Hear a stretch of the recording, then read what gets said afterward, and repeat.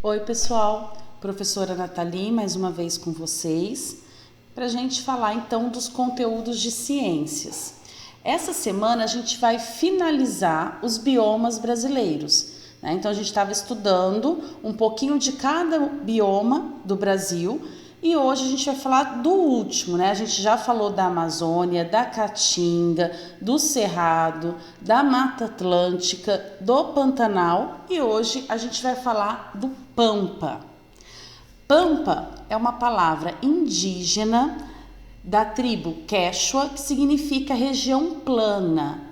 Então, esse bioma ele tem um relevo plano. Ele é formado por uma planície, né, por campos extensos. Então, ele recebeu esse nome, né, devido ao formato dele, a formação dele que é plana, certo?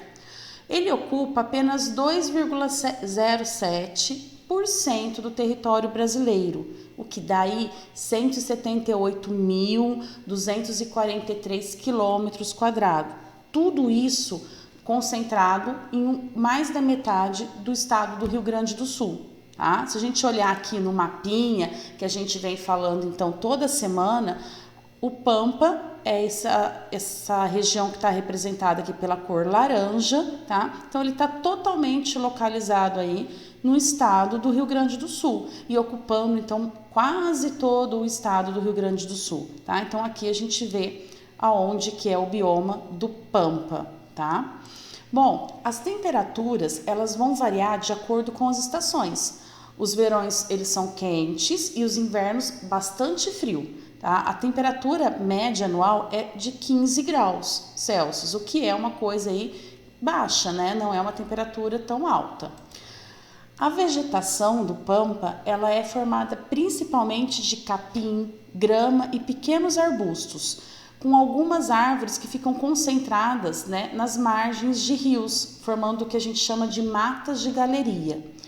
Então, vocês podem observar aqui na imagem, né, que a gente vê um campo bem extenso, né? Olha como que é uma formação plana, né? A gente vê o horizonte certinho aqui. Então, é uma formação de planície, né? Com campos, grama, o capim bastante extenso. E algumas árvores, né, que ficam, em geral, concentradas aí nas margens dos rios.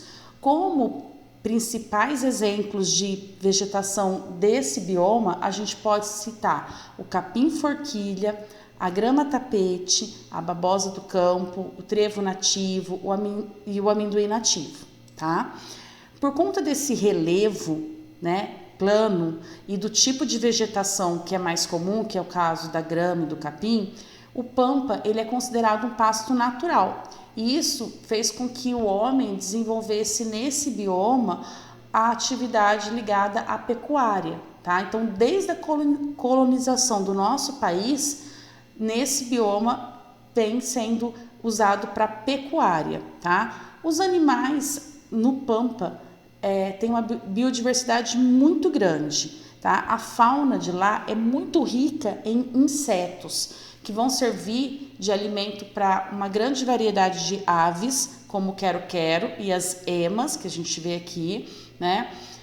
Os mamíferos muito comuns é o tatu, o caxinguelê e os felinos aí de pequeno porte, né? Que a gente está vendo aqui. São os animais mais comuns desse bioma, tá? E a gente, para finalizar então as características que a gente está falando do pampa, a gente vai falar das ameaças a esse bioma, tá? Além da ocupação humana para utilizar esse bioma como pasto, né? Que isso já degradou mais de 50% da área original do pampa. Além disso, a gente tem uma outra ameaça nesse bioma, né, que é uma ameaça mais atual, que é a monocultura de eucalipto para a produção de celulose, que é a matéria-prima aí do papel, né? Então, monocultura significa que está sempre plantando somente um tipo, né, de vegetação, no caso o eucalipto. Essa plantação de eucalipto, essa cultura, ela destrói o solo, tá, gente? Porque ela compacta o solo, ele fica mais duro, né? Fica menos aerado, então não vai ter ar, não vai ficar aquele solo fofo que é o ideal para as plantações. Além de deixar esse solo então mais compactado e mais duro, os eucaliptos consomem muita água e também alteram algumas características ambientais, porque algumas plantas não crescem próximo ao eucalipto, tá? Ele tem essa característica e isso põe em risco a sobrevivência de muitos animais, né? Principalmente aquela grande quantidade de insetos que vivem aí nesse bioma. E esses insetos são muito importantes porque fazem parte da cadeia alimentar de vários animais característicos aí, de vários pássaros, né, de alguns mamíferos que se alimentam desses seres vivos, tá? Então, mais uma vez, fica o recadinho que a gente tem que cuidar muito bem do nosso meio ambiente, né, para poder viver aí em equilíbrio, a gente não destruir tudo que a gente tem e deixar o planeta cada vez mais em desequilíbrio, né? E a gente tem que começar a olhar então para todos os biomas do nosso país que a gente estudou, né? Vamos lá ver a Amazônia, a Caatinga, o Cerrado, a Mata Atlântica, o Pampa e o Pantanal. A gente precisa olhar com carinho, né? E entender cada problema que está acontecendo nesses biomas e começar pelo nosso país, pela nossa cidade, a cuidar do meio ambiente, né? Porque o futuro do planeta depende da gente, tá bom, pessoal? Bom, então esse aí é o conteúdo que eu tinha para passar para vocês. A gente finalizou os biomas terrestres e na próxima aula a gente vai começar a falar então dos biomas aquáticos, tudo bem?